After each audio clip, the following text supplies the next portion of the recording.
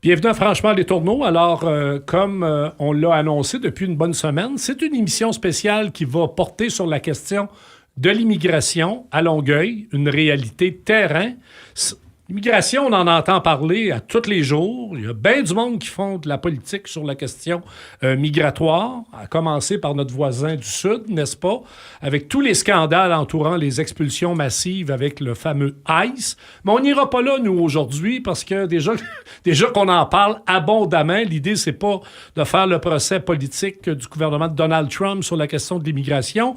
Pas plus, d'ailleurs, que de parler des enjeux politiques liés au gouvernement canadien, au gouvernement de la CAQ, bien que nous avions annoncé depuis une semaine que la députée de Marie-Victorin, Charlie Dorismont, serait présente avec nous à cette émission. Malheureusement, Mme Dorismont a été retenue à Trois-Rivières. Vous n'êtes pas sans savoir, si vous suivez l'actualité politique, qu'il y a une course à la chefferie de la CAQ.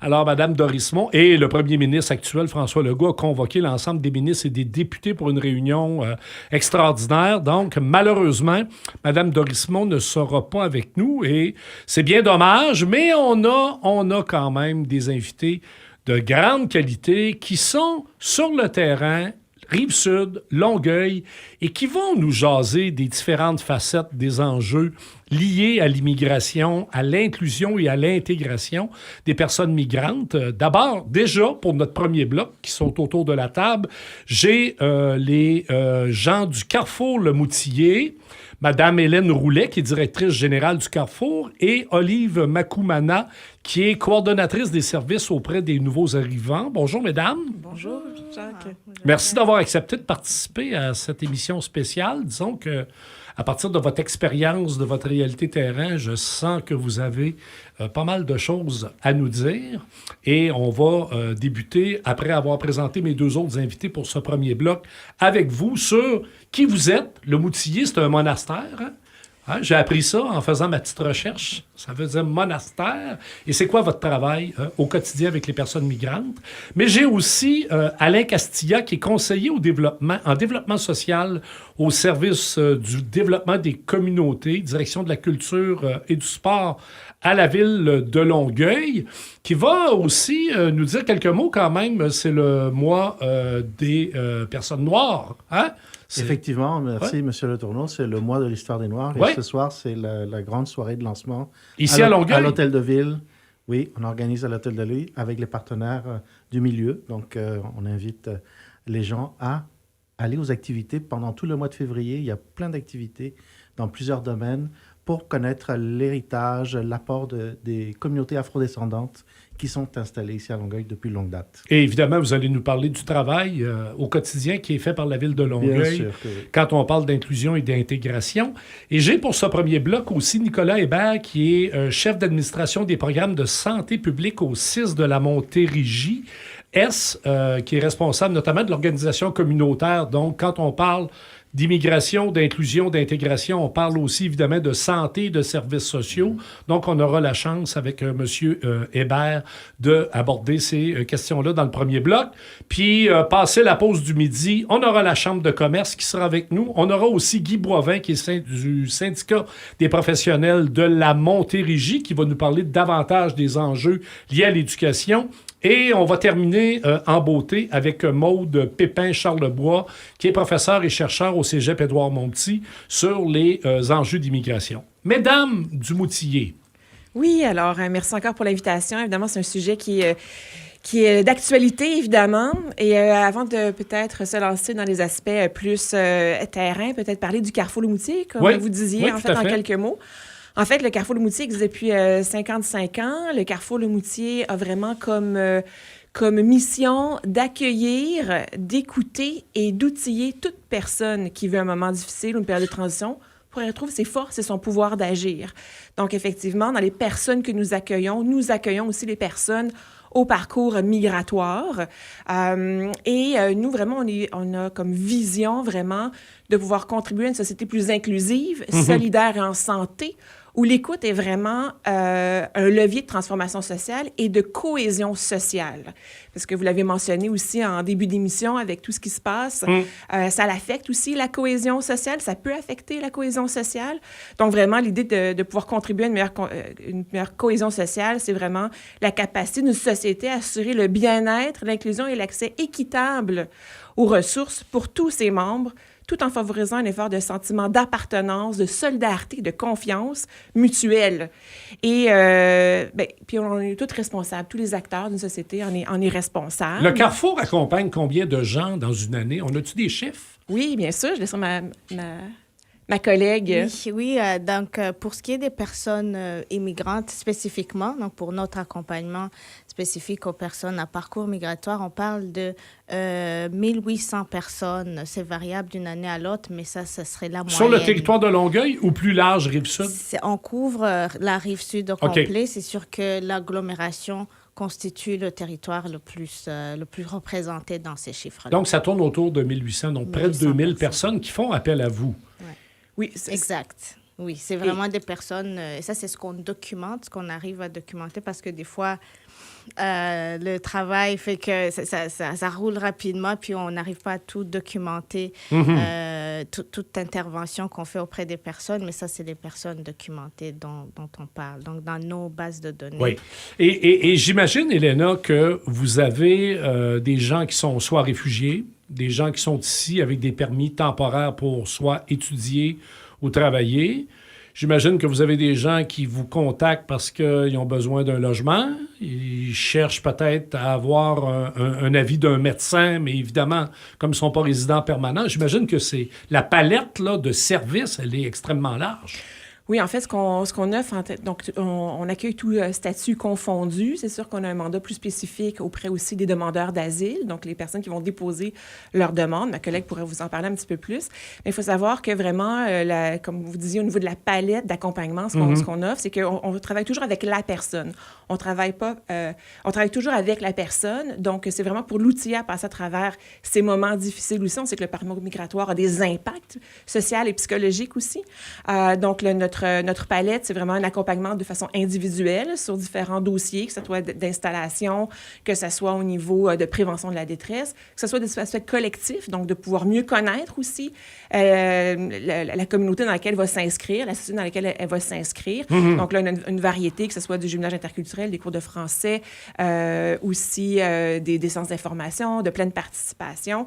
Et ensuite, on a aussi ce qu'on offre aussi, qu'on parlait de responsabilité partagée, un programme de formation également, offert aussi aux partenaires, aux organismes, aux institutions qui veulent mieux s'informer sur le parcours migratoire, des statuts et à quoi ils ont droit et les impacts aussi de la réalité du parcours.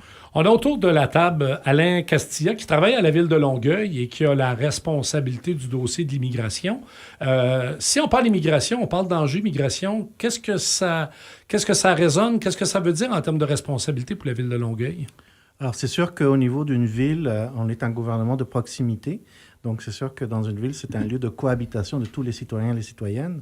Donc, la ville va accueillir, puis va, dans ses services municipaux, toutes les personnes, tous statuts confondus. Donc, que ce soit dans les parcs, dans les activités de loisirs, que ce soit au niveau des services municipaux, plus général. Donc, de manière très large, nous, on est en lien avec toutes ces personnes-là pour les accueillir, pour leur donner des services adaptés et aussi pour les rassurer. Pour les rassurer, effectivement, la tendance dit que souvent les gens vont développer un sentiment d'appartenance plus rapidement envers la ville où ils habitent qu'envers peut-être le pays. Donc, c'est pour ça que c'est important de bien adapter nos services, de donner de la sécurité à ces gens-là. Donc, c'est ça. Et nous, on travaille en partenariat avec plusieurs partenaires du milieu, entre autres Carrefour-Le-Moutier, entre autres avec les 2-6 et beaucoup d'autres partenaires. Donc, c'est ça. Quand on parlait de responsabilité partagée, c'est effectivement ça dans cette approche qu'on travaille aussi. On va revenir sur les différents enjeux, habitation, travail, services publics de santé, tout ça.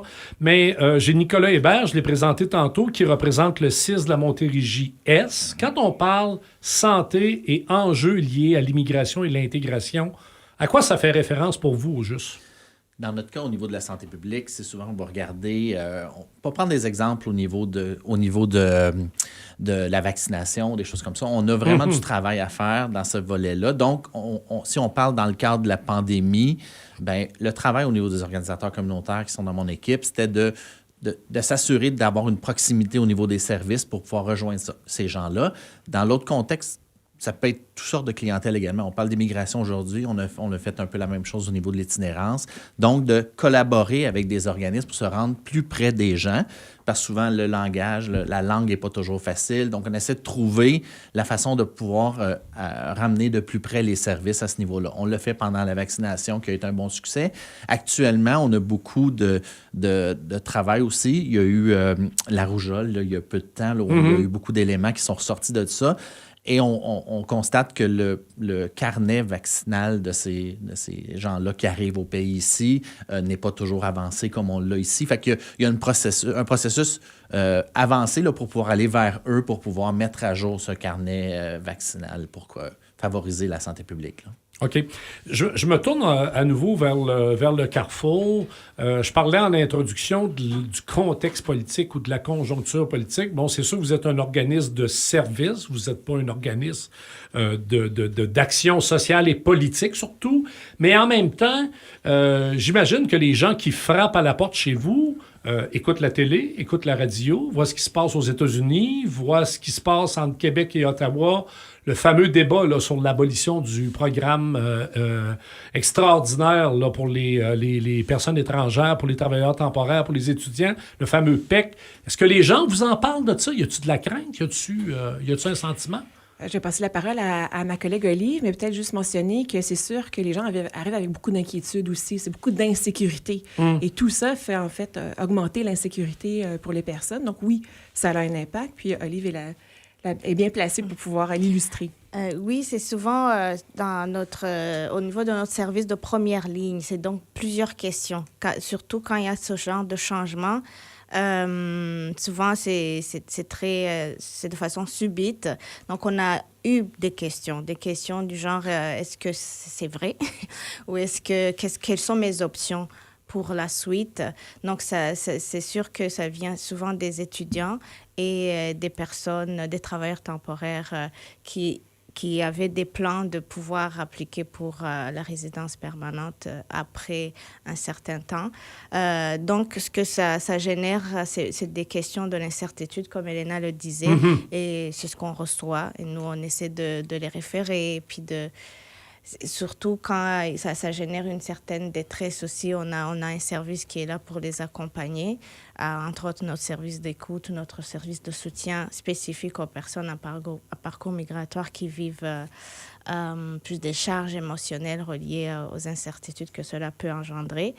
Donc, c'est ce que nous avons vécu avec ces changements. Le PEC en est un, il y en a eu beaucoup d'autres en un temps très rapproché, et cela générait des questions. Puis nous, on essayait aussi de comprendre de notre côté parce que c'était pas évident de suivre tout. Mais grâce au regroupement comme la TCRI, la table de concertation des organismes au service des personnes réfugiées et migrantes au niveau du Québec, on a pu avoir des formations qui nous expliquaient ce que ça voulait dire pour certains statuts et le type d'options qui s'offraient à eux, ce qui est limité, mais cela nous aide au moins à pouvoir donner des réponses aux personnes. Oui. Si je pourrais rajouter quelque chose aussi, parce que vous parliez tout à l'heure aussi, en guillemets, de représentation. C'est sûr que, comme disait Olive, on a aussi notre regroupement qui est la TCRI et fait aussi des représentations à cet effet-là face aux besoins des personnes. Et donc, nous, on est membres et on tente de faire aussi découler les positions nationales au niveau local également. Au niveau de la santé des services sociaux, comment ça fonctionne? Comment ça marche? Puis je pose la question à M. Hébert, là, qui représente le CIS Montérégie-JS, mais vous pouvez peut-être, du côté du Moutier, y répondre aussi. Un travailleur migrant temporaire qui a un permis de travail, qui se blesse, une femme qui est enceinte, qui a besoin d'un suivi, par exemple, en CLSC. Comment ça fonctionne? Parce que tu n'as pas ta petite carte, ce qu'on appelait la carte soleil dans le temps. Tu n'as pas les mêmes droits en termes de services de santé. Comment vous répondez à ça dans le réseau de la santé? Je pense qu'il y a plus d'effets ou de contacts qui se fait par le Carrefour Le Moutier à ce moment-là Oui. au départ. Oui, effectivement, c'est aussi parmi les obstacles les plus observés, nous, sur le terrain, ou les besoins que nous présentent les personnes, c'est les barrières d'accès aux services de première ligne en matière de santé ou services sociaux. Donc, les personnes étudiantes, disons les étudiants étrangers, internationaux, eux, ils doivent souscrire à une assurance privée. Ça fait partie des prérequis pour qu'ils aient même accès au permis d'études. Par contre, ces assurances, il y en a Ne couvrent pas tout. qui couvrent les soins de grossesse, par exemple, les suivis de grossesse. Et ce sont ces personnes-là qu'on accueille, qu'on accompagne, parce qu'il y a des organismes qui se sont donnés comme mission aussi de pouvoir offrir des soins de base à ces personnes-là. Donc, on fait les liens, on essaie de travailler en réseau avec ces partenaires-là vers lesquels on réfère ces personnes. Et ils se retrouvent assez démunis parce qu'il y en a aussi qui, après, ne sachant pas qu'il y a ces options de suivi pour des personnes à statut précaire n'ayant pas accès à l'assurance provinciale, vont aller, par exemple, donner naissance et après se retrouvent avec des factures énormes. Et donc là, encore une fois, on essaie de voir s'il y a des avenues pour ces personnes. On travaille avec elles, mais là, c'est beaucoup plus complexe que quand on les accueille avant puis qu'on les réfère vers Donc, c'est ces pas simple. organismes. C'est pas du tout Ce ça. n'est pas une partie facile à gérer. Du côté de la ville de Longueuil, j'ai bien aimé la référence que vous avez faite tantôt en termes d'identité par rapport à ce que ça peut représenter, parce qu'on s'installe évidemment pas au Canada où on s'installe dans une ville, dans une communauté, tout ça. Est-ce que sur le territoire, il y a des formes de communautarisme qui s'organisent? Est-ce qu'il y a une tendance à se regrouper sur des bases communautaires où on est capable de travailler un peu les affaires dans une perspective plus interculturelle? Alors, précisément, justement, la ville de Longueuil a été visionnaire dans ce sens-là. Et je voulais aussi parler de la politique d'interculturalisme. Allez-y. La première politique municipale qui a été adoptée par le conseil de la ville de Longueuil l'année passée. Alors, c'était justement, quand je disais, de donner un sentiment de sécurité aussi, que les citoyens puissent voir que la ville est préoccupée par les enjeux des nouveaux arrivants. Donc, c'était un cadre cohérent, autant pour l'administration municipale, donc au niveau des fonctionnaires, au niveau des élus, mais aussi pour les citoyens et citoyennes. Donc, ça permet de donner de la cohérence à nos actions et au futur plan d'action. Alors, tout ça se développe effectivement à travers des actions surtout collectives. La ville, son approche, c'est vraiment de travailler ensemble, d'agir ensemble. D'ailleurs, on parlait tantôt de la pandémie. Nous avons travaillé avec les CIST, avec les partenaires communautaires, pour mettre en place des comités puis des cellules d'urgence, entre autres en matière d'immigration, justement parce que les personnes immigrantes avaient beaucoup de questionnements par rapport au confinement, au déconfinement, la vaccination. Donc, il y a plusieurs projets pilotes qui ont vu le jour avec la collaboration de tous ces partenaires de l'agglomération.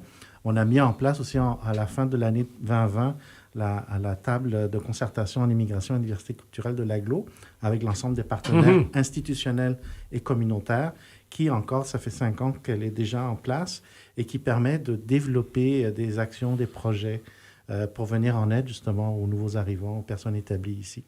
Donc, l'approche de la ville, c'est vraiment en partenariat, privilégier la mixité sociale aussi, donc la rencontre, le dialogue, le rapprochement interculturel, de là qu'on a une politique d'interculturalisme qui a été adoptée, pour mettre les bases de tout ça, de ces actions. Et c'était une première, je pense, du côté la première au niveau municipal. Puis c'est ça, l'idée, c'était que la ville aussi puisse servir de modèle et d'influencer d'autres villes pour qu'ils puissent aussi adopter ce genre de démarche. Quand j'ai soulevé cette question-là, je t'ai vu réagir, Hélène, du côté du communautarisme versus l'interculturalisme. Est-ce que vous le constatez, ça, sur le terrain, que c'est quand même un travail, parce que naturellement, les gens vont se regrouper, bien sûr, personnes haïtiennes, sénégalaises, Amérique... C'est un peu naturel comme phénomène, mais est-ce que ça percole une politique d'interculturalisme sur le terrain? Ou...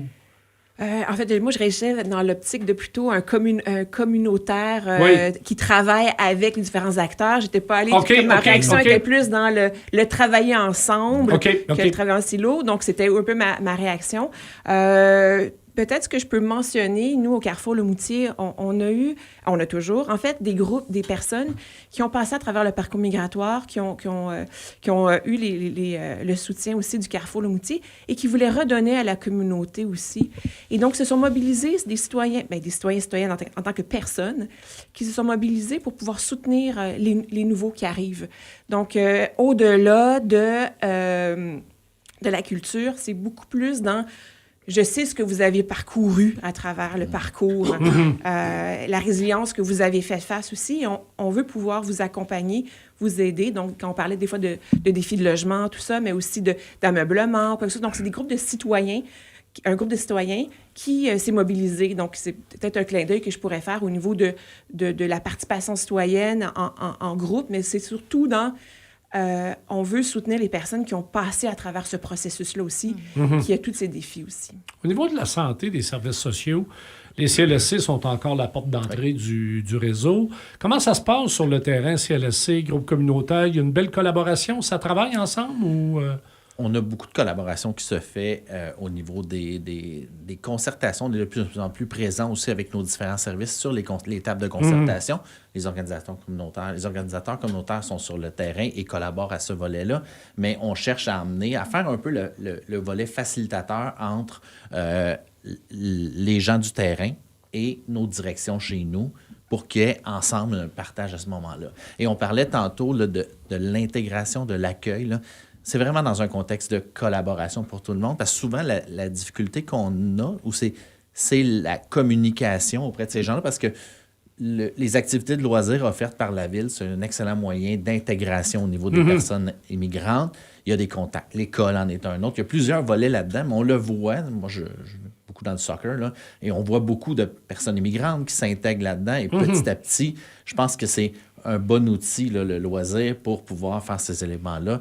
Mais c'est en collaborant, parce qu'il faut transmettre l'information puis qu'on puisse vraiment collaborer ensemble pour favoriser cette intégration-là.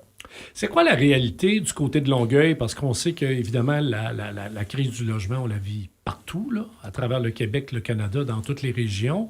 On sait que les taux d'inoccupation sont quand même assez spectaculairement bas du côté de Longueuil comme ailleurs dans les grandes villes. Mettons du côté de la ville, c'est quoi le portrait? Moi, j'avais entendu déjà, je ne sais pas si c'est un mythe ou une réalité, mais quelqu'un du communautaire me dire, quand le chemin Roxane existait, là, il y était 2, 3 puis 4 familles à vivre dans des 4,5 puis dans des 5,5. C'est une réalité, ça, qu'on observe sur le terrain, la ville ou le Moutier? Je laisserais plus le Moutier qui accompagne dans le logement. Oui, c'est malheureusement une réalité qu'on a observée surtout dans notre service de proximité auprès des personnes nouvellement arrivées, notamment lors de l'arrivée des personnes en demande d'asile, ou même dernièrement avec la hausse de prix, où les familles sont solidaires et donc décident d'occuper un petit logement ou un logement trop petit pour le nombre de personnes qui souhaitent l'occuper. Donc oui, c'est une réalité, malheureusement. Et cela, souvent, est dû non seulement au faible taux d'inoccupation, mais aussi au prix trop élevé de ce qui est disponible. Des loyers, oui, tout à fait. Des logements disponibles. Si je peux rajouter quelque chose aussi, Oui. c'est sûr qu'aussi, lorsqu'on fait le soutien et l'accompagnement pour la recherche de logement aussi, des fois aussi des propriétaires beaucoup plus ouverts à recevoir aussi des personnes ayant un parcours migratoire que d'autres également, parce que tout au niveau de la référence, la cote de crédit, etc., ils n'ont pas encore cette réalité-là. Donc, des fois, c'est ça. Il y a des défis aussi d'accès même au logement. Avec tout ce qu'on vient de nommer là, en plus, il y a cet élément-là. Oui, tout à fait. Il nous reste peut-être 3-4 minutes avant la première pause. Peut-être, M. Castilla, vous l'avez mentionné tantôt, on l'a dit en introduction, le mois de février, c'est le mois de l'histoire des personnes noires. Vous lancez des activités à Longueuil. C'est un événement quand même très inclusif, n'est-ce pas? Peut-être nous dire ce qui s'en vient pour les prochains jours, prochaines semaines. Oui, exactement. Ce soir, donc, c'est le lancement officiel à l'Hôtel de Ville avec l'ensemble des partenaires communautaires et institutionnels. Ça se fait en formule 6 à 8 dans le hall de l'Hôtel de Ville. C'est pour donner le coup d'envoi. et dévoiler la programmation. La programmation est déjà sur le site de la ville de Longueuil.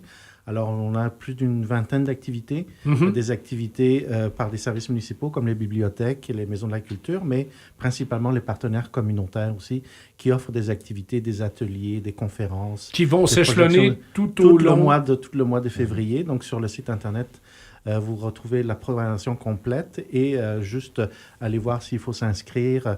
Des fois, il y a des inscriptions qui sont requises, mais c'est ouvert à tous et toutes et c'est gratuit. Toutes les activités sont gratuites. Donc, j'invite la population à aller vers ces activités-là pour découvrir effectivement les différentes communautés qui habitent à Sherbrooke de descendance afro. Donc, c'est important de souligner cet apport-là. Et nous avons des voisins, des voisines qu'on côtoie. C'est de découvrir un peu plus, d'aller un peu plus loin. Donc, on parle de rapprochement interculturel. Moi, souvent, je fais l'allusion au frottement interculturel. Il faut se frotter davantage pour connaître les personnes, découvrir leur histoire, leur parcours migratoire, peut-être migratoire de plusieurs générations, parce qu'il y a des personnes qui sont de la communauté noire qui sont nées ici, mais il y a d'autres qui sont de nouveaux arrivants aussi. Donc, allez découvrir ces activités. Alain Castilla, Nicolas Hébert, Mme Roulet, Mme Mukamana. On va se retrouver dans le cours de l'émission, mais là, on va aller à une première pause. Et après, on va discuter du monde du travail avec les gens de la Chambre de commerce. Gros enjeu à ce niveau-là, notamment avec l'abolition du PEC. Là, on le voit dans les journaux, on le voit un peu partout. Les entreprises disent, un instant, là, il y a des gens qui sont intégrés, qui travaillent, qui ont appris le français, qui sont ici depuis 2 ans et qui vont devoir quitter parce qu'ils passent, comme on dit en bon québécois, dans les craques du plancher. Alors, on va entendre un peu le point de vue de la Chambre de commerce de Longueuil et de la Rive-Sud après cette pause. On est de retour à Franchement les Tourneaux. Alors, comme je l'ai annoncé en introduction de l'émission, on va recevoir pour le début de cette deuxième partie Jean-François Lévesque, qui est le PDG de la Chambre de commerce et de l'industrie de la Rive-Sud. Salut Jean-François. Bonjour. Qui est accompagné de Virginie Pomerleau, qui est directrice des ressources humaines chez REF+, qui est une entreprise de Saint-Hubert, qui est reconnue comme chef de file dans la fabrication d'équipements de réfrigération commerciaux, qui m'a dit en aparté, là, avant de commencer, qu'elle a étudié en administration à l'Université de Sherbrooke, mais qu'elle a un bac aussi en philosophie. Salut. Bonjour Virginie. Merci d'avoir accepté de participer à notre émission. Et il y a mes amis du Centre Le Moutillier qui sont toujours avec nous, Elena Roulet et Olive Mukamana, qui ont fait une intervention là, sur les services offerts par Moutillier en termes d'accompagnement auprès des personnes migrantes à Longueuil, mais qui vont nous accompagner tout au long de cette émission. Alors, peut-être commencer avec Jean-François Lévesque de la Chambre de commerce.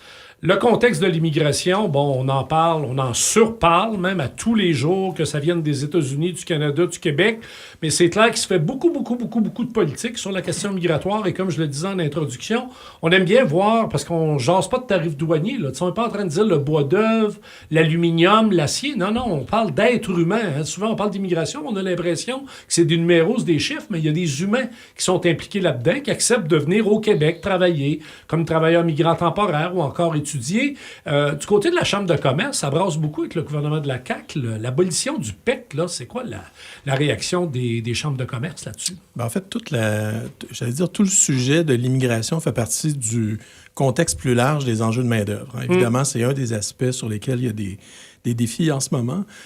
Puis comme tu l'évoquais tout à l'heure, c'est un des enjeux sur lesquels on a 100% de contrôle. Au niveau national, donc, il n'y a personne d'autre à blâmer que nous pour les restrictions qui sont en place en ce moment. La posture qu'on prend, c'est une posture qui est très boots on the ground. On visite des entreprises, on voit les impacts des restrictions, on voit des entrepreneurs qui perdent la main-d'œuvre, on voit des employés qui sont obligés de partir, des gens qui sont installés ici, qui sont nécessaires aux opérations, qui sont obligatoire pour pouvoir livrer les contrats, respecter les engagements des entreprises. Et là, tout à coup, à cause de restrictions imposées par des gouvernements qui ne sont pas toujours au courant des impacts réels sur l'économie, imposent comme ça des quotas ou des seuils qui sont plus bas que ce dont les entreprises ont besoin pour faire leur travail convenablement. Mais c'est quand même fascinant parce qu'on a quand même M. Legault, un entrepreneur, un comptable, quelqu'un qui est proche du milieu privé quand même, puis toute une rhétorique, tout un discours sur notre priorité, c'est l'économie, c'est l'activité économique, la croissance, il faut créer de la richesse, patati patata. Tu trouves pas qu'on est un peu en contradiction à la fois quand on dit, oui, il faut développer l'économie du Québec puis des régions, mais en même temps, quand on voit le profil des travailleuses et travailleurs des entreprises qui se passent des travailleurs migrants temporaires, il n'y a pas des tonnes, là. Il n'y a pas une contradiction, là, au niveau du discours gouvernemental? Contradiction ou, j'allais dire, répondre à des auditoires différents. C'est sûr que quand le gouvernement s'adresse à monsieur, madame, tout le monde sur des enjeux... peut-être ils font de la politique, là. Bien, en tout cas, nous autres, notre job, c'est de parler d'économie, puis c'est de parler au nom des entrepreneurs, des entreprises et du milieu des affaires. Donc, ce que je peux vous dire, c'est que les citoyens qui sont dans le milieu des affaires, ce sont autant les travailleurs, les employés qui sont impactés par ces mesures-là, que leurs gestionnaires, parce qu'on ne se le cachera pas, là, gérer des équipes dans lesquelles il y a une proportion de gens dont le statut est précaire, c'est pas évident au quotidien. Et les chefs d'entreprise qui doivent prendre des décisions, faire des investissements dans un contexte comme celui-là, bien, ça vient avec un niveau élevé de risque qui n'encourage pas l'entrepreneuriat et puis les investissements dans notre économie. Je l'ai dit tantôt en introduisant ce bloc, Virginie Pomerleau, vous êtes directrice des ressources humaines chez REF+, qui est une entreprise de Saint-Hubert, notamment dans la fabrication d'équipements en réfrigération. Ouais. D'abord, votre entreprise, c'est une grande entreprise, il y a beaucoup de monde qui y travaille, puis le rapport aux travailleurs migrants, j'aimerais que vous m'en jasiez. Le rapport, nous, au niveau de la production, puis même à d'autres niveaux dans l'entreprise, on a beaucoup de travailleurs étrangers, de réfugiés ou toutes sortes de personnes qui ont des revenus de travail différents. Mais on s'est très bien accueillis. On arrive à... Tout le monde s'entend à créer une communauté à l'intérieur dans notre entreprise. Mais c'est sûr que là, les voir avec toutes ces décisions-là qui se prennent à gauche puis à droite, ça crée beaucoup d'instabilité, d'insécurité pour eux autres, là. Fait que nous, il faut vivre avec ça, il faut les sécuriser, il faut dire non, on compte sur toi, on va tout faire pour t'aider, mais à chaque fois, eux autres, ils reçoivent des nouvelles, puis c'est toujours les documents à sortir, les papiers. Je dirais que REF+, est très représentatif de l'enjeu dont on parle. Quand on se promène sur le plancher dans l'usine, ce sont les Nations unies. Littéralement, il y a des gens de tous les pays. Tous les backgrounds, tous les pays, et ce sont pour plusieurs des soudeurs ou des gens dont le métier n'a pas d'alternative. Donc, on ne peut pas laisser partir quelqu'un qui fait ça dans la vie et le remplacer par quelqu'un d'autre. Il n'y a pas d'option. Il n'y a pas de relève ici. Et d'automatiser ces postes-là, ça ne fonctionne pas. C'est quoi la portion de travailleurs migrants temporaires qui est dans l'entreprise? Vous me disiez, avant de commencer, 400 employés? 400 employés, oui. Et combien? 80 travailleurs avec des permis de travail différents. Pour les travailleurs étrangers temporaires avec des permis de travail fermés, on en a 27. Oui, quand même. Donc, c'est presque le quart des employés qui répondent à ce statut-là de travailleurs migrants et qui sont en partie affectés par la remise en question du fameux programme d'exemption québécoise. Là. Oui, exactement. Ils ont tous été touchés par ça. Donc là, c'est de les encourager à passer par le PTSQ, je pense que ça s'appelle, l'autre programme. Mais souvent, avec les délais qu'on a avec leur permis de travail, ça ne leur permet pas, ils n'ont pas assez de points, puis ça ne leur permet pas d'avoir le temps nécessaire pour faire cette demande-là. Fait que là, soit qu'ils s'en vont dans une autre province parce que là, ils ont eu une invitation express, ou bien soit qu'ils pensent juste retourner dans leur pays. Mais c'est difficile parce que là, il faut qu'ils redéménagent la conjointe, les enfants qui se sont intégrés ici, qui ont commencé l'école depuis 2 ans, 2 ans et demi. Fait que c'est très, très, très, très lourd, là. Ouais. Comment vous réagissez au niveau des entreprises quand il y a des gens qui disent « Ouais, ben les entreprises, ils veulent avoir une main-d'œuvre étrangère à bon marché parce que, bon, ils veulent baisser le coût de produit. » Non, mais on l'entend, ça, dans le discours public, souvent. Mais la réalité des conditions générales de travail pour les personnes migrantes dans les entreprises, c'est quoi les conditions? Regardez, je vais vous donner un exemple. On a rencontré la semaine dernière la ministre fédérale de l'immigration. On avait 15 entreprises autour de la table, des chefs d'entreprise qui étaient directement en contact avec elle. On voulait la briefer sur la réalité. Un des exemples qui a été donné, c'est une entreprise de haute voltige au Québec. Là, je ne dévoilerai pas le nom, mais dont le principal enjeu est de recruter ses cadres. Ils ont besoin d'avoir des cadres, des experts internationaux, et ils ont de la difficulté à garder ces gens-là à cause de réactions. Donc, ça touche tous les niveaux. Donc, ce ne sont pas que les petits travailleurs à plus bas salaire.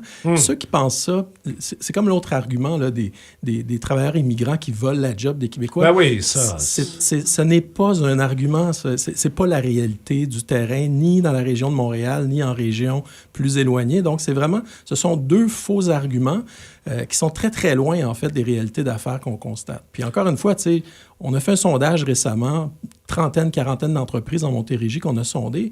C'est une entreprise sur 3 en ce moment qui est obligée de refuser des contrats ou de réduire ou de retarder des Parce investissements. qu'on manque de main-d'œuvre. Exact.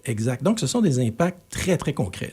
Du côté des chambres de commerce, des entreprises, quand on comprend les besoins de main-d'œuvre, parce qu'on le sait, en plus démographiquement parlant, on l'a vu encore récemment, là, on fait moins d'enfants. Donc, notre dépendance, entre guillemets, par rapport à l'immigration, c'est pas juste une question de travail, c'est même une question de survie au niveau des services sociaux, tout ça, parce que des gens, effectivement, à l'origine, on avait l'image des travailleurs migrants temporaires dans les champs de fraises. Là. Et qui font partie des secteurs protégés. En Absolument, ce moment, absolument. santé, agriculture, ce sont des secteurs qui ne Exact. sont pas assujettis à ces restrictions. Tout à fait.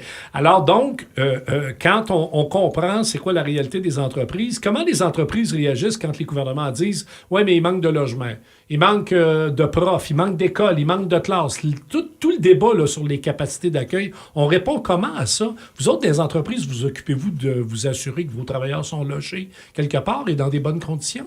Oui, nous, on est obligés au départ de s'assurer qu'ils ont un toit. Puis, on a été capable de louer des appartements pour des employés. Puis, peu de temps après, eux se retrouvent eux seuls un appartement. Fait qu'ils n'ont pas eu de problème. En tout cas, dans mon expérience, je n'ai pas connu personne qui a eu un problème pour se reloger. Ni pour envoyer les enfants à l'école. Là, les enfants ont tous été acceptés à l'école. Les entreprises qu'on rencontre veulent faciliter cette intégration-là. C'est coûteux de recruter à l'étranger. C'est coûteux d'intégrer cette main-d'œuvre. La dernière chose que les entreprises souhaitent, c'est que l'employé quitte après une courte période, ne serait-ce que du point de vue monétaire. Puis là, j'évoque même pas le point de vue humain. Oui. De votre côté, Dumoutier, quand les gens appellent chez vous, ils vous parlent de services, ils vous parlent de travail aussi.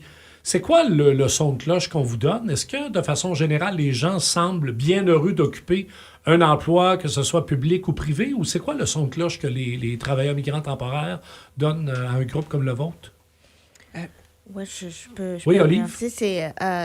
Ça fait partie des démarches les plus urgentes pour les personnes. En tout cas, c'est ce que nous observons. Et ça fait partie aussi ça se transmet dans le type de demande qu'on reçoit. Parce que les demandes les plus fréquentes, c'est pour aider les gens à présenter leur demande de permis de travail auprès du ministère de l'Immigration au niveau fédéral, ou bien à suivre l'avancement d'une demande déjà en cours. Parce que quand ça dure ou que ça fait plus de temps que ce qui est annoncé comme délai moyen, déjà, ça met une certaine pression sur la personne, sur l'employeur, l'employeur sur la personne. Donc, ça représente franchement la majorité des demandes au niveau des accompagnements individuels qu'on fait pour les gens. Donc, ça montre vraiment un peu Donc, c'est leur statut qui est leur oui, mais aussi principal l'objectif élément d'intégration premier, c'est d'intégrer le marché du travail. Et cela se transmet par le fait de pouvoir, justement, quand on est à statut temporaire, il faut demander une autorisation, donc le permis de travail. Il faut le renouveler aussi à chaque fois. Mais des gens qui vous appellent là, pour dire « Moi, je travaille dans tel endroit, puis j'ai l'impression qu'on ne me respecte pas » ou ça existe pas? C'est sûr que nous, plus souvent qu'autrement, le soutien qu'on donne, c'est quand il y a des moments aussi difficiles. Ça rentre dans notre mission aussi d'accueillir toute personne qui vit un moment difficile, une période de transition. Donc, ça peut arriver effectivement qu'on reçoit des gens avec des situations pas agréables, comme d'autres pourraient le vivre. Oui, des fois, c'est par rapport au statut, mais des fois, c'est par rapport à leurs droits aussi. Des fois, c'est la compréhension entre le statut, le droit, etc. Donc, c'est sûr que les appels qu'on peut recevoir est de cette nature-là. Toutefois, comme dit Olive aussi, l'objectif principal de ces personnes, c'est l'axe du travail, c'est l'intégration. On sait que toutes les actions, là, que ce soit au niveau de l'éducation des enfants, que ce soit au niveau du travail, que ce soit au niveau même des classes de francisation, c'est des moments de socialisation, c'est des moments aussi où les gens veulent se mettre en action, parce qu'il y a plus, et puis ça c'est pour toute personne, il y a rien de plus désolant que d'être seul entre quatre murs. Là. Donc, l'idée, pas l'idée, mais c'est ça. Donc, il y a cette volonté de pouvoir contribuer, puis d'amener cette richesse-là aussi. Puis j'imagine, aussi que vous... je parle aux Oui, membres bien du sûr. commerce, chambre de commerce aussi, où on voit l'innovation aussi par leur approche, il y a cette diversité-là aussi de perspectives, d'actions qui amène cette richesse-là aussi là, sur les territoires ou dans les entreprises aussi. C'est-tu réaliste, les exigences, par exemple, par rapport aux Français? Est-ce que c'est réaliste d'appliquer, finalement, la volonté du gouvernement qu'il y ait des processus d'intégration qui impliquent l'apprentissage du français? Comment ça se passe chez vous dans une entreprise comme... Je pense que c'est réaliste. C'est sûr qu'on peut s'impliquer là, en tant qu'entreprise pour donner les cours de francisation. Mais nous, on s'est dirigé principalement avec des gens qui parlaient français en deuxième langue, pour que ça soit plus facile d'intégration.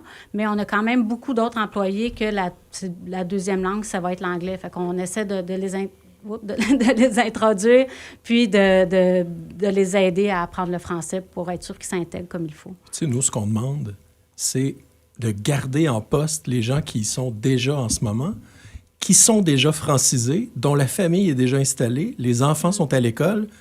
Permettez aux entreprises de garder ces gens-là en poste. En ce moment, ce qu'on vit, ce sont des départs qui sont non nécessaires, qui pénalisent tout le monde et, disons-le, qui font paraître le Québec pas nécessairement de la meilleure façon. Pas très accueillant. Ben voilà. Elena? Oui, je rajouterais aussi, pour avoir des collègues aussi dans le milieu communautaire, que même le milieu communautaire peut être touché aussi par cette réalité-là aussi. Donc, étant membre aussi de la Chambre de commerce, il y a des collègues à moi qui me disent que des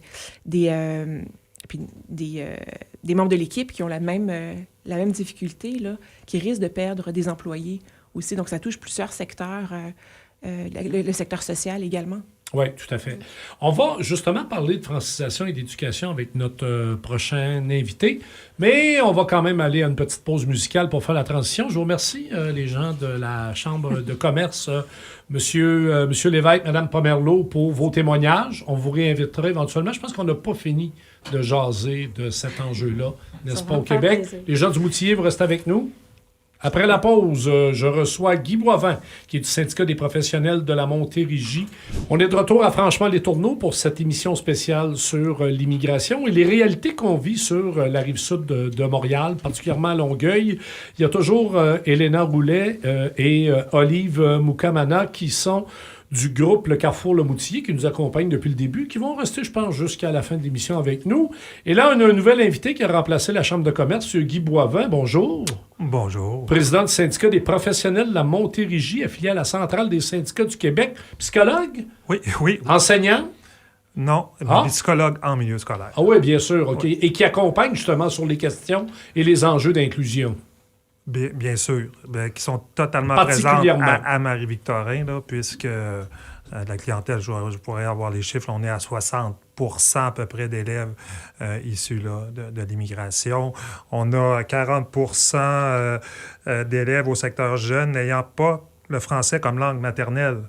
On parle de 40%. Alors, les enjeux que j'entendais tout à l'heure... Quand on parle d'intégration, ça reste... On est là et je me plais toujours à dire que on a toute notre communauté dans une école. Là. Ouais, une école secondaire, là, tout le monde est là. C'est pas un hôpital pour 10% de la clientèle. C'est pas un commerce. À chaque jour, l'ensemble du territoire est dans un immeuble, dans une école secondaire, par exemple. Oui. Mais avant peut-être parler de ces enjeux-là, j'aimerais ça, Guy... toi qui as pas mal de métiers, puis qui a quand même été impliqué syndicalement, donc aussi qui suit les affaires politiques, c'est quoi ton sentiment général par rapport au débat actuel sur l'immigration? Bon, évidemment, ce qu'on voit du côté des États-Unis, c'est absolument épouvantable, mais en même temps, ici, au Canada, au Québec, est-ce qu'il y a un ressenti quand tu dis que, par exemple, à Marie-Victorin, les communautés culturelles sont quand même importantes? Y a-tu... c'est quoi ton sentiment par rapport à la conjoncture liée à l'immigration? Bien, à quoi on peut le lier, je ne pourrais pas le dire, mais évidemment, l'actualité parle, là, entre autres, de gestes de violence. Alors, cette violence-là, quand c'est des groupes qui se rencontrent, on se dit, waouh, bien là, c'est associé aux images qu'on voit. Maintenant, tout ça se crée, s'alimente, et c'est facile aujourd'hui d'alimenter des gens et de les amener à poser des gestes. Alors, je suis porté à dire que oui, c'est rendu plus difficile, et les politiques qu'on met en place, à l'heure actuelle, qu'on a nommé tout à l'heure, rendent encore plus inconfortables ces gens-là, amènent des réactions, je dirais, plus hostiles ou de l'insécurité et troublent le milieu. Là. Le milieu, là, avec ce qui se passe, entre autres aux États-Unis, parce qu'ils l'écoutent. Oui, bien sûr. Ils se disent, ça va-tu arriver ici un jour? Il faut calmer les gens, je pense, là, sincèrement, là, on commence à aller un petit peu trop loin. Quand on parle d'intégration, on parle d'apprentissage, notamment de la culture et de la langue. Là, tu donnais quelques chiffres tantôt. Comment ça se passe dans une commission scolaire comme celle de Marie-Victorin? Je le diviserai en 3 groupes parce que c'est très, très important. On a le primaire, on a le secondaire, puis on a les adultes, FP qu'on appelle, nous, formation professionnelle, formation générale aux adultes. Et c'est complètement différent aux 3 niveaux. Premier niveau, école primaire, milieu de vie, enfant éponge, près de la maison, et aussi beaucoup plus varié en termes là, de communauté, puisque les écoles privées ne sont pas encore en action. Alors, on a la communauté qui est là et il y a vraiment une mixité sociale. Dire, l'école privée pas en action? Au secondaire, on perd notre clientèle pour le privé et c'est les plus nantis dans nos écoles. C'est l'école à 3 vitesses qu'on décrit. Alors, dans l'école secondaire, l'autre portrait, c'est qu'à partir de là, il y a certains élèves qui sont surreprésentés dans une école secondaire. Et évidemment que s'il y avait une mixité sociale et économique, on s'habituerait, comme au primaire, à ce que notre ami, peu importe la couleur qu'il a, il est notre ami, il est notre voisin et on joue avec. Alors, on voit moins d'enjeux au primaire en termes sociaux. En termes d'apprentissage, il y a des gros enjeux. C'est l'évaluation des élèves qui sont en difficulté dans leur pays et qu'on n'arrive pas à évaluer ici, qui prennent un retard énorme et à qui on offre moins de services qu'à nos élèves habituels parce qu'on n'est pas capable de les rejoindre, puis on a de la difficulté à rejoindre les parents aussi pour les accompagner.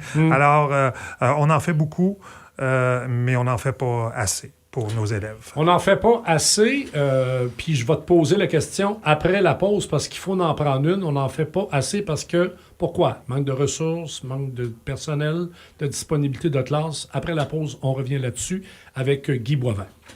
On est de retour à Franchement les Tourneaux, à cette émission spéciale sur l'inclusion, l'intégration des nouveaux arrivants dans l'agglomération de Longueuil. On a fait pas mal de chemin depuis le début de l'émission.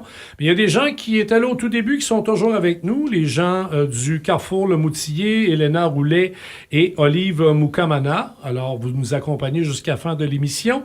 Et j'ai introduit juste avant la pause Guy Boivin, qui est président du syndicat des professionnels de la Montérégie à la centrale des syndicats du Québec, qui est psychologue, donc qui accompagne évidemment les enseignants, le personnel et aussi les élèves dans les enjeux d'intégration. Et il y a une dame qui vient de se joindre à nous pour ce dernier bloc, Maude Pépin-Charlebois, qui est professeur et chercheur, professeur en technique d'éducation à l'enfance, pas la petite, l'enfance. Alors donc ça, c'est par exemple les gens qui vont être formés pour travailler dans les CPE, les services de garde, tout ça. Et vous êtes aussi chercheur parce que vous avez une maîtrise sur la question de l'intégration, puis le rapport justement aux communautés. Vous vous intéressez particulièrement au thème relié à la construction de l'identité culturelle en milieu éducatif. Alors, ces recherches là, vous permettent à la fois d'enseigner puis de participer à un débat comme celui qu'on mène en ce moment. Merci d'avoir accepté de participer. Merci à vous. Je veux revenir à M. Boivin parce que quand on s'est laissé, on parlait des enjeux par rapport au primaire, on parlait du secondaire puis de l'enseignement professionnel pour les adultes.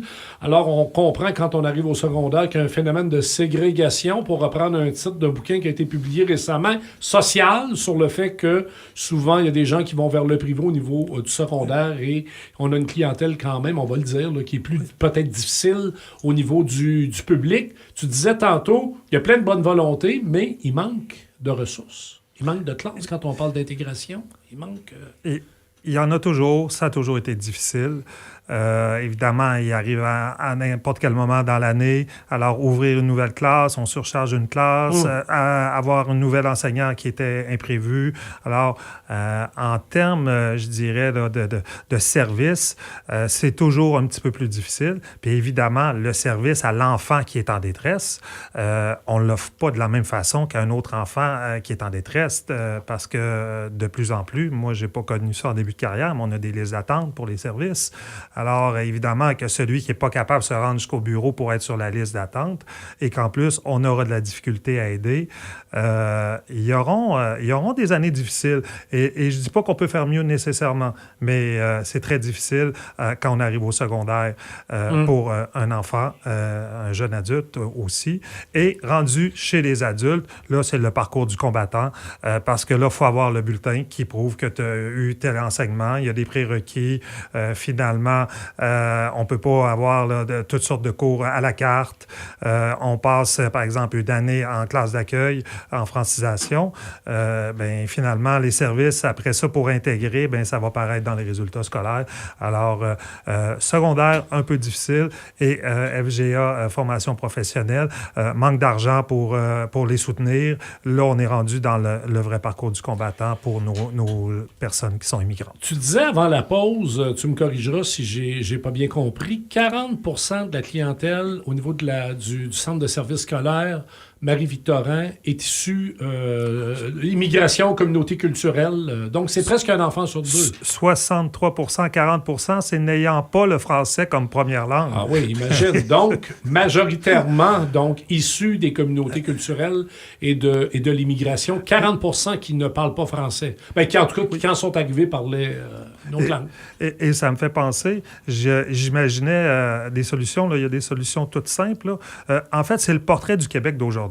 Oui. On enseigne encore une vieille histoire, parlons-en à M. Carney, et on la réinvente. Revenons-nous à la vraie histoire qui est, depuis 20 ans, le portrait, là, c'est un portrait, surtout à Longueuil, multiculturel, et disons-le, et on fait des choses extraordinaires, on fait des semaines là, interculturelles dans nos écoles secondaires, on le montre, on le trace, on l'explique, et on se dit, c'est vous autres les Québécois? Et ça, c'est tout simple. Et c'est ce que fait aussi le communautaire. Et en fait, on s'en sort encore bien parce que le communautaire est là, avec nous, vient sur le terrain. Mais les améliorations au niveau culturel, c'est un élément. Mais dans une école secondaire, il y a la drogue, il y a la violence, il y a LGBTQ+, 2+. Ce milieu-là est surchargé de demandes pour améliorer la société. Et ça, ce qu'il faudra faire, c'est travailler tous ensemble comme on le fait aujourd'hui. Oui. Maude Pépin-Charlebois, justement, on parle d'intégration, on parle de la diversification des enjeux qui se sont probablement, avec le temps, complexifiés. C'est facile de dire, vous arrivez au Québec, on parle français, on a une culture, on a une histoire, on mange du sirop d'érable, on fait de la raquette, puis on chante des rigodons. Mais quand tu viens du nord de l'Afrique, quand tu viens d'Amérique latine, quand tu viens d'Asie, j'imagine qu'avec justement la proportion que Guy vient de nous présenter, 60% issus soit de l'immigration ou des communautés culturelles, c'est plus facile à parler d'intégration qu'à pratiquer, j'imagine. Bien, tout à fait, d'autant plus que ce qu'on découvre quand on se met le nez dans l'identité culturelle de tout le monde ici qui forme notre société, c'est que même nos Québécois eurodescendants, quand on leur parle de leur identité culturelle, c'est pas clair non plus. Ah, c'est intéressant, ça. Et bien, ça fait partie de... Donc, quand on a découvert ça à la première recherche, on s'est demandé si ça avait un impact sur la capacité des gens de se décentrer, de mettre le pied dans le cadre de référence de l'autre. Si tu connais pas très bien ou c'est flou ton cadre de référence à toi, en tant que membre de la société, comme je dirais ça, représentant de la société majoritaire, c'est difficile d'aller créer des liens interculturels pour expliquer, être un médiateur de ta culture vers l'autre et d'accueillir celle de l'autre sans que ça t'inquiète. Donc ça, ce sont des choses qu'on a un peu creusées là, dans notre recherche, surtout qu'on voulait que ça ait un impact sur nos tout-petits et nos familles. OK. Et ces travaux-là de recherche, parlons-en, servent justement à alimenter les intervenants, les intervenantes sur le terrain, que ce soit en milieu scolaire ou encore dans les centres de la petite enfance. Parce que quand on parle de milieu scolaire, Guy, on parlait d'enseignants tantôt, mais il y a les services de garde aussi qui jouent quand même un rôle assez fondamental. D'ailleurs, juste au niveau du personnel, on retrouve dans les services de garde beaucoup de gens qui proviennent des communautés culturelles. Tout à fait. On ne se racontera pas d'histoire. Là. Même l'élargissement de l'application de la loi 21 sur l'interdiction des signes religieux, ça va avoir un impact direct dans les CPE et dans les services de garde. Comment on travaille, puis je vous pose la question aux deux, là, comment on travaille avec ces nouveaux enjeux-là aujourd'hui, tout en étant délicat, attentionné, capable de répondre aux... Parce que le profil a totalement changé, là. C'est vrai, je sais pas. Moi, ça me ramène, tu sais, ça me ramène toujours... vous parliez de l'humain tantôt, là, en début d'émission, puis vous l'avez ramené souvent, puis je pense que ça, c'est quelque chose qu'il faut pas perdre de vue.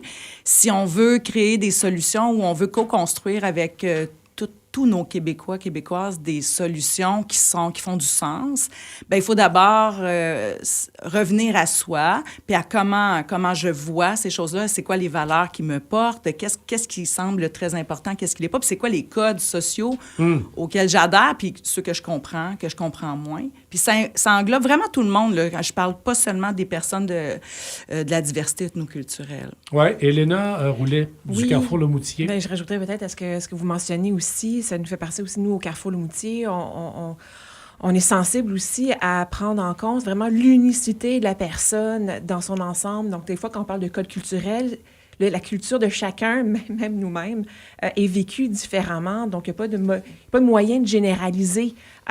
Donc, effectivement, au niveau de l'identité, ça joue à plusieurs niveaux et vraiment au niveau personnel, avec toute la complexité que ça peut représenter aussi, mais l'unicité de la personne dans qui elle est, mais également dans le moment où elle se trouve également. Donc, une personne aujourd'hui, avec son unicité, demain, dans une semaine, quoi que ce soit, le contexte peut avoir changé. Donc, on retrouve un nouveau contexte, donc une nouvelle unicité. Donc, entre nous, ça fait référence un peu à l'approche qu'on a puis qu'on trouve importante de garder parce qu'il y a toute la notion d'inclusion, en gardant aussi l'unicité et l'écoute de la personne. Donc, on parlait de l'être humain, de la personne. Ça fait tout son sens et c'est le dénominateur commun à l'inclusion, l'écoute et prendre en charge la personne. Oui, Guy Boivin. Oui, pour revenir à la question sur PL21, entre autres, mais aussi tout ce qui est autour de ça, les changements qu'on fait, ce qu'on amène, l'OPEX en est un autre exemple, dans le moment, c'est déstabilisant pour ces gens-là, mais ça montre qu'on a un gouvernement qui met l'huile sur le feu. Et ces gens-là, ils vivent ça, on le vit sur le terrain et c'est dramatique. Le PEC, entre autres, on ne l'a pas dit encore sur l'impact sur les enfants, mais le parent qui s'en va, l'enfant est vraiment intégré à son école. Là. Moi, j'ai fait des suivis là, de jeunes là, qu'il fallait accompagner. J'ai écrit des lettres à l'immigration là, pour dire le trouble qu'ils vivaient. Les résultats, on ne le sait pas, mais je faisais comme vous, là, on accompagne du mieux qu'on peut. C'est dramatique, il y a des très, très gros drames. Et l'autre partie, sur la vision qu'on a de l'école, tantôt je parlais de l'école à 3 vitesses, c'est un enjeu pour moi, mais la performance à tout prix, la centralisation du système d'éducation qui fait en sorte qu'on numérote tout, puis on veut absolument avoir tout le contrôle et avoir certaines notes et des bulletins. On est pris avec une performance et l'accueil, le vivre ensemble, le travail qu'on pourrait faire qui serait un plus énorme. On n'arrive pas à le faire. C'est relayé. Et pour moi, c'est le souhait majeur. Il faut le voir, il faut le vivre. Il faut diminuer cette pression-là sur le tout au scolaire, mais bien tout à l'humain. Oui. Un bel exemple de tout ça, puis l'idée, c'est pas de faire le procès politique d'un parti plus qu'un autre, mais avec la CAQ, nous parler d'intégration, de francisation, puis de couper les budgets alloués à la francisation. Là, tu te dis, attends un peu, là. Il y a un discours politique, une volonté politique, mais dans la pratique, les bottines ne suivent pas les babines, comme on dit en bon québécois. Je vais me permettre d'ajouter, en termes de centralisation, puis là, je n'irai pas avec l'Institut d'excellence en éducation ni Santé Québec, mais je vais plutôt aller avec immigration, Francisation Québec. On gérait nos inscriptions et les gens, moi, sur le terrain, ils me disent maintenant, je reçois une lettre, je vois la personne, elle arrive, oups, je ne suis pas capable de l'accompagner parce qu'on ne m'avait pas dit qu'elle était aveugle. Oh, ah là OK. Là. Mais ajouter un échelon de plus a fait en sorte que, dans le moment, ce qui nous permettait de faire un accueil acceptable est brisé. Et ça, je ne sais pas, c'est 2022, je pense, là. Si vous avez eu l'impact de ça, mais chez nous, on a beaucoup entendu parler. Oui, on est témoin aussi de certaines difficultés là, par rapport à ça. Il y a l'inscription, mais rendu sur le terrain, il y a des défis aussi là, d'arrimage. Et ça a des impacts majeurs là, sur les personnes et l'apprentissage. Maude Pépin-Charlebois, je veux revenir un peu à vos travaux puis votre expertise. Vous êtes enseignante, vous êtes professeur en technique d'éducation à l'enfance, vous avez fait de la recherche aussi sur les enjeux d'intégration. Comme on s'adresse à celles et ceux qui vont former, parce que les CPE, les services de garde, ça fait partie de la longue chaîne de l'éducation, puis on travaille avec les tout-petits. Qu'est-ce qui, avec le temps, a changé dans les approches? Parce que il y a 25-30 ans, les enjeux n'étaient pas du tout les mêmes au niveau de l'intégration. Comment on outille les professionnels, les éducateurs, les éducatrices aujourd'hui pour être capables de relever l'ensemble de ces défis-là? Tout à fait. En fait, les recherches qu'on a menées, ce ne sont pas des recherches sur l'intégration très générale, mais plutôt sur le développement de la compétence interculturelle dont on a besoin. Puis, le début des recherches, la source de ces démarches-là, moi, je n'étais pas chercheur avant 2019, je n'avais jamais fait de recherche de ma vie. On a découvert que prendre le chemin d'une recherche pour co-construire ensemble des solutions, donc pour aller chercher comment les gens qui sont visés ou qui sont concernés par une problématique voient l'enjeu, eux, quelles sont leurs solutions, quelles sont leurs perspectives. Et nous, bon, les chercheurs, on a une perspective. Les gens qui sont des collaborateurs à la recherche, qui sont visés, ont leurs perspectives. Et on est allé chercher comme ça les perspectives, les savoirs de tout le monde pour que ça donne des recommandations qui font du sens pour tout le monde. Donc, ce qui a culminé là, un peu à la fin de la première recherche, on s'est rendu compte, on a rencontré des groupes de parents qui sont issus de la diversité culturelle, des éducateurs, éducatrices eurodescendants, des éducateurs, éducatrices issus de la diversité culturelle aussi. Et tout ça ensemble a fait en sorte que tout le monde s'entendait pour dire, bien, ça prend... Pour créer des tissus, des filets sociaux, des relations où les gens se comprennent, ça prend du temps. Et on est dans une société très individualiste, très performante, où les choses sont très... Tout est inscrit sur des petits contrats, des petits papiers. Alors, on passe plus vite. On n'a pas besoin de passer par l'humain. Mais ça fait en sorte que c'est beaucoup escamoté l'humain et l'autodétermination que ça demande pour dire, bon, ben moi, je suis un citoyen du Québec maintenant et même d'une ville. Comment ça se passe pour moi et avec le parcours que j'ai avec moi, le bagage que j'ai avec moi, puis avec les mains qui me sont tendues. Si on n'a pas le temps pour créer ces dialogues-là, on faisait du mentorat où quelqu'un vient te montrer comment ça marche au Québec, comment ça marche dans notre ville ou comment ça marche dans l'école. Mais toi, ton expertise à toi d'humain, on dirait qu'elle est toujours un peu relayée. C'est ce que ces gens-là nous disaient. Dans les milieux de garde, par exemple, la présence d'éducateurs et éducatrices issus de la diversité ethnoculturelle était hyper importante pour leurs collègues et pour les familles et pour les enfants. Ne serait-ce que pour justement sortir de certains cadres qu'on avait... des petits rituels, nous, qu'on enseigne là, en technique d'éducation à l'enfance pour que ça se déroule bien, puis que tout à coup, avec certains enfants, ça fait plus de sens.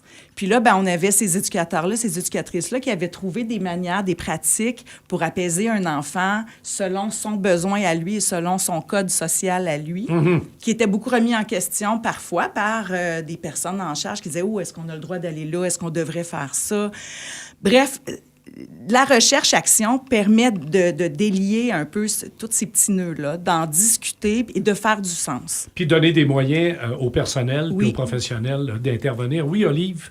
Oui, c'est un complément, je dirais que nous, au Carrefour Le Moutier, on voit que c'est possible d'avoir une approche humaine, une approche centrée sur l'humain, mais en même temps de faire beaucoup de choses. Je parle de notre service de première ligne qui accueille en moyenne 15 personnes par jour et c'est des besoins différents d'une personne à l'autre.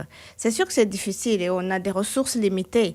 C'est difficile, mais ça permet de construire un réseau autour d'une personne, puis d'une autre, et les deux personnes ont des besoins différents. On ne peut pas généraliser justement parce que c'est une personne unique qui se présente dans le ici et maintenant, mais c'est possible. Mais c'est possible parce que ça prend aussi non seulement du temps et des ressources, mais aussi une approche, une posture qu'on a dès qu'on accueille la personne. Je l'écoute et je vois ce que moi je peux faire, je vois ce que l'autre partenaire peut faire, et cela crée un certain filet de sécurité sociale. Mais j'intervenais pour dire que c'est possible parce que je le vis, nous le vivons au Carrefour quotidiennement, même si c'est pas facile, parce que ça prend justement il faut vraiment être dédié, de l'énergie. C'est plus de l'énergie, pas parce que c'est difficile d'écouter l'autre, mais il faut vraiment changer de posture d'une personne à l'autre parce que c'est pas parce qu'ils viennent d'un même pays, par exemple, qu'ils vont avoir le même contexte, les mêmes pistes de solutions. Oui. Mais c'est possible. Guy Boivin, président du syndicat des professionnels de la Montérégie, on parlait tantôt du profil Marie-Victorin, 60% issus des communautés culturelles. Et là, on parle d'une diversité, puis on parle pas, évidemment, quand même d'une nouvelle réalité dans le monde de l'éducation, des jeunes qui ont des problèmes aussi de toutes sortes, avec une médication quand même beaucoup plus importante qu'à notre époque, n'est-ce pas? Peut-être qu'on en aurait eu besoin, remarque, des fois pour se concentrer, mais je ferme la parenthèse. Devant ces enjeux-là, la multiplication des enjeux, qu'on soit professeur, organisateur communautaire, psychologue, éducatrice en CPE, il doit y avoir de la détresse chez le personnel à un moment donné. Les gens doivent être pris un peu au dépourvu pour répondre à la multiplication des enjeux. Oui, énormément.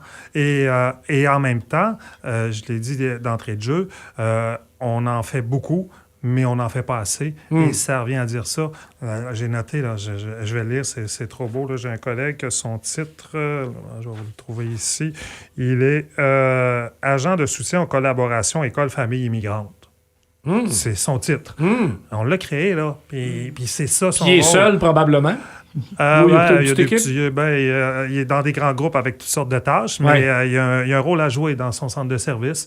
On a maintenant développé de l'accueil avec ce qu'on appelle un guichet unique, où il y a des orthopédagogues qui ont développé l'expertise et qui peuvent prendre le temps qu'il faut justement pour bien accueillir.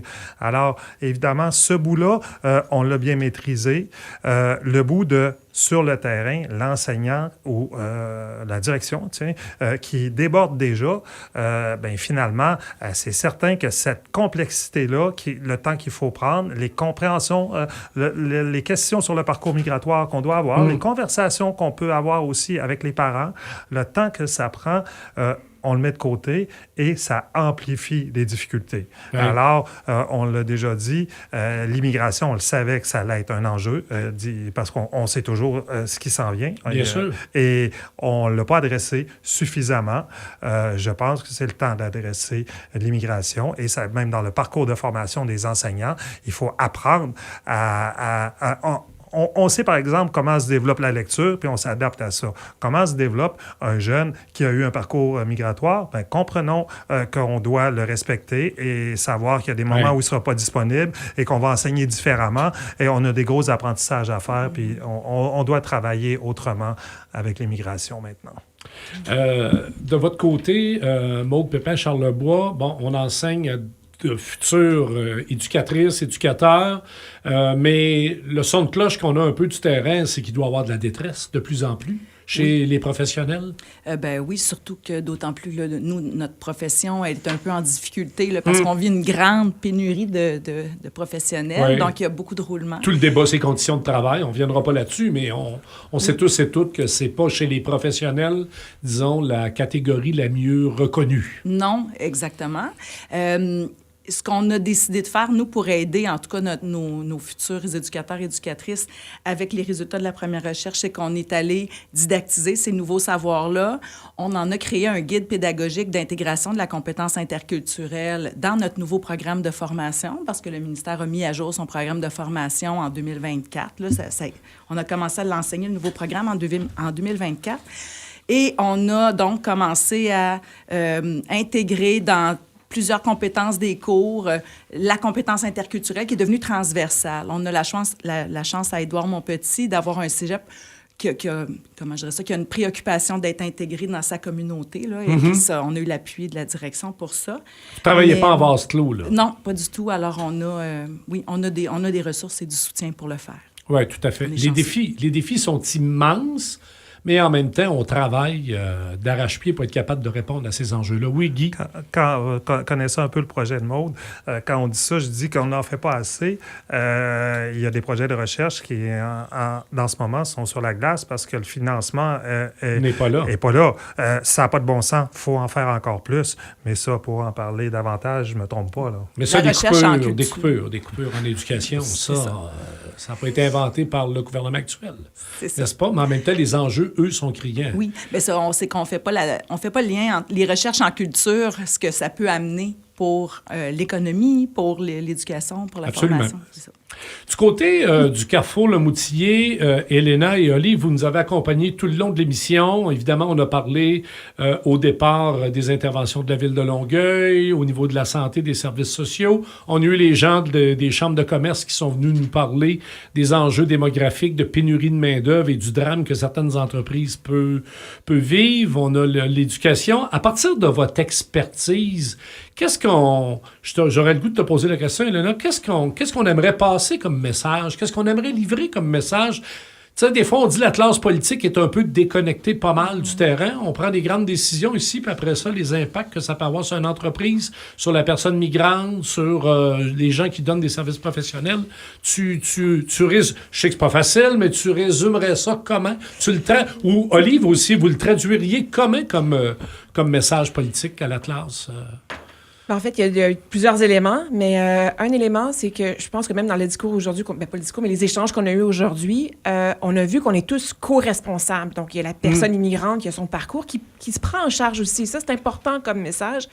Donc, en tout cas, nous, on est témoins de ça et qu'on a toute cette co-responsabilité-là aussi. Moi, ce que j'entends dans les échanges qu'on vient juste d'avoir, merci Maude et Guy, c'est aussi adapter ou développer des pratiques inclusives qui sont gagnantes pour tout le monde. On parle de diversité, on parle d'immigration, mais quand on s'adresse aux plus vulnérables, c'est-à-dire des situations vulnérabilité ou fragilisées, il y a une retombée pour tout le monde. Et cette retombée-là aussi contribue à une meilleure cohésion sociale et à un apaisement social. Vous le disiez aussi en entrée de jeu avec tout ce qu'on vit, puis je l'ai entendu également par Guy aussi, on est rendu là. Donc, un des éléments qu'on veut mettre de l'avant, c'est aussi la contribution de toute personne, qu'elle soit partie prenante de la société. Et les personnes à parcours migratoire, on fait aussi une distinction, des fois, en mettant l'étiquette « immigration », on est dans un carcan ou une étiquette, tandis que quand on revient à la personne avec un parcours migratoire, c'est une personne avec toutes ses forces, avec toute sa personnalité, qui a vécu des défis, qui a aussi toute une capacité de résilience. Donc, de mettre aussi à contribution les forces des personnes. Nous sommes tous d'une richesse, mais elles sont d'une richesse aussi inestimable. On l'a entendu aussi à la Chambre de commerce. Et ce serait le message qu'on voudrait porter, c'est que, puis on le voit aussi avec la Ville de Longueuil, avec la politique interculturelle, qu'on soit accueillant aussi, c'est pour le bien-être de tous. Pas juste les personnes qu'on identifie comme au parcours migratoire, mais pour tout le monde. On a tous besoin. Puis, il serait peut-être un dernier mot de la fin à Olive. Si c'est la fin, vous me direz dans le message. Ça commence à ressembler pas mal à ça. Oui. Oui. Non, c'est pour compléter aussi dans le message aux prestataires de services ou à ceux qui permettent à ces prestataires de services d'œuvrer d'une certaine manière, c'est que c'est possible d'avoir une approche holistique et humaine. Et ce, avec des ressources limitées, comme je l'ai dit, on le pratique chaque jour, on essaie de s'améliorer, mais avec des ressources très limitées, comme vous le savez, en milieu communautaire. Mais c'est possible et ça prend un réseau. Donc, travailler en silo, ça ne fonctionne pas. Ne pas travailler en silo, c'est pas si difficile que ça et ça fonctionne. Et nous en sommes témoins. Nous sommes capables d'agir comme laboratoire s'il le faut pour que les prestataires de services observent un peu comment c'est possible, même pas pour se vanter, mais vraiment pour témoigner que c'est possible. Olive Moukamana, Elena Roulet du Carrefour Le Moutillé, merci infiniment pour votre participation. Maude Pépin-Charlebois, c'est déjà tout, mais on va vous réinviter parce que c'était pas mal intéressant. Et, ça va me faire plaisir. On fait la démonstration que c'est une question qui n'est pas simple, qui est une question complexe, mais on est capable d'en jaser de façon quand même assez posée, sans se garrocher par la tête. Parce que, mettons que le débat politique, lui, sur l'immigration, ouf! Guy Boivin, merci infiniment. Très apprécié votre participation, votre présence. Président du syndicat des professionnels de la Montérégie à la centrale des syndicats du Québec. Alors, c'est déjà tout pour Franchement les tourneaux cette semaine. Je vous laisse en bonne compagnie avec notre ami Jean-Yves Lemay et on se revoit la semaine prochaine. FM 103.3